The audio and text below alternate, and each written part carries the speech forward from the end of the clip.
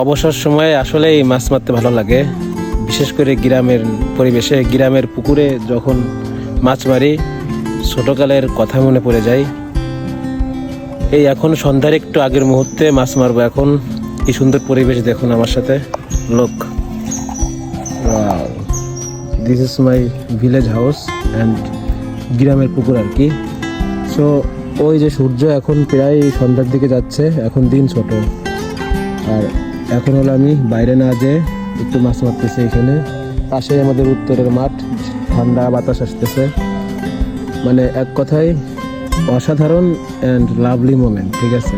যারা গ্রামের পুকুরে মাছ মারেন বা আগে মেরেছেন তারাই শুধু এই ফিলিংসটা বুঝতে পারবেন। ওয়াও, বড়শি দেওয়ার সাথেই মাছ পেয়ে গেছি। বাহ, বিষয়টি কিন্তু খুব সুন্দর লাগলো।